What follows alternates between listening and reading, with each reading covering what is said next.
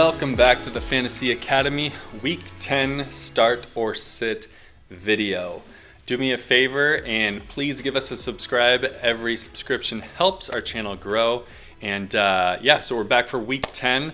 I always like to say that, we're shooting for players that are on the fringe that you might want to throw into your flex or, certain quarterbacks with good matchups. We're not going to be playing the obvious players that you're going to be plugging in pretty much every week. But with that said, let's get straight into it with quarterbacks. We've got Jared Goff going up against Seattle, the 31st ranked defense against quarterbacks. So Jared Goff is a must play this week if you have him. Even if you have a better quarterback, Jared Goff is probably going to put up more points this week against that Seattle defense.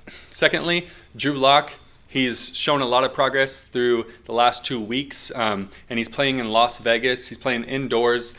Should have a really strong week against the Raiders, who are ranked 23rd against quarterbacks, so not great. So throw Drew Lock in your lineup this week. And then we've got Baker Mayfield going against Houston, the 24th ranked defense. Everyone's been putting up points against Houston, and Baker Mayfield should be no different. Make sure that he is going to play, though. There's a slight chance that he might not, but most likely Mayfield will be on the field this week. So get him in your roster for Week 10. And then quarterbacks you should be sitting. We've got Kirk Cousins going against Chicago, ranked 4th against quarterbacks. Joe Burrow going against Pittsburgh, ranked 5th. Joe Burrow's been solid this season as a rookie, but do not play him against Pittsburgh this week. And then we've got Jake Luton. Yes, he had a great week last week in Week 9, but Week 10 he's going up against Green Bay, who's a top 10 defense against quarterbacks. And I do not expect him to be a surprise again in the NFL. So take Jake Luton out of your lineup. Don't try and, be the smart guy and play Jake Luton and act like he's, the next Justin Herbert, because he's not. Also, shout out Justin Herbert. He's a Duck. Jake Luton was a Beaver, so I'm a Duck fan. It's a good shot at Jake Luton on this. Luton? No one still knows.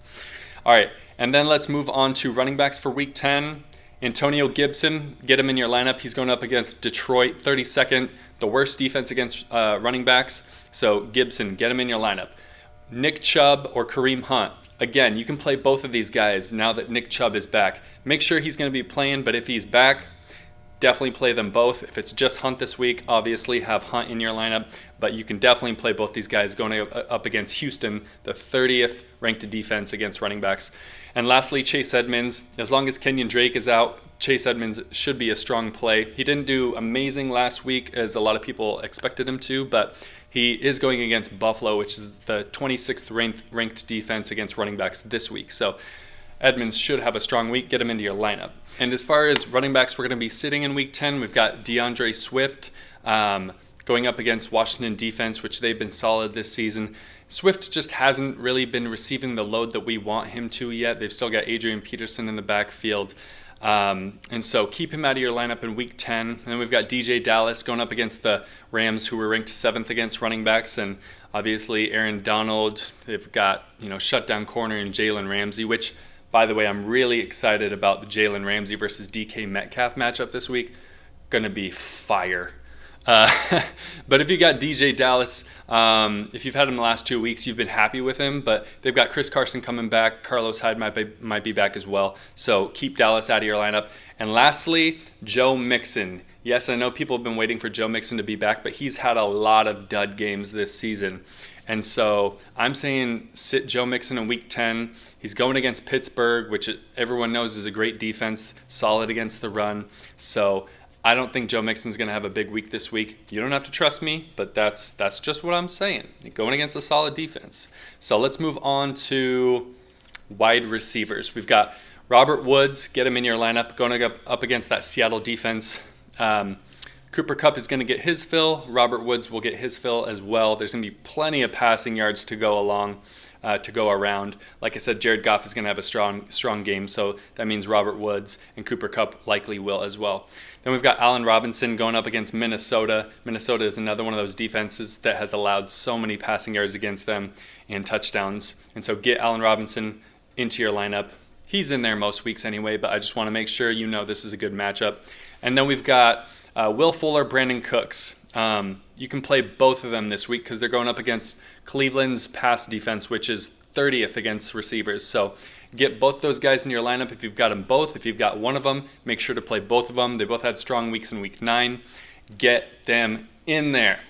And wide receivers you're going to sit. Marvin Jones, I had him on the start lineup last week. Sit him this week. Kenny Golladay is back. They're going up against the top-ranked Washington pass defense. And then we've got Justin Jefferson going up against Chicago, third-ranked defense against wide receivers. Minnesota's, they're just not going to be able to throw all that much on Chicago this week. And so get him out of your week in week 10. Get him out of your lineup in week 10. And then lastly, we've got Jacoby Myers. I spelt his name wrong. I just noticed that on here.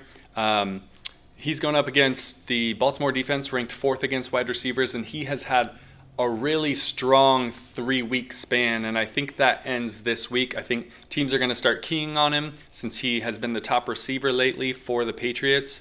They don't have Julian Edelman. N'Keal Harry has been out, and so Jacoby Myers has been that guy who stepped up, and if you picked him up, great. That's awesome. Good job. But I think he's going to struggle against this Baltimore defense that's going to be keying on him in week 10, so keep him out of your lineup.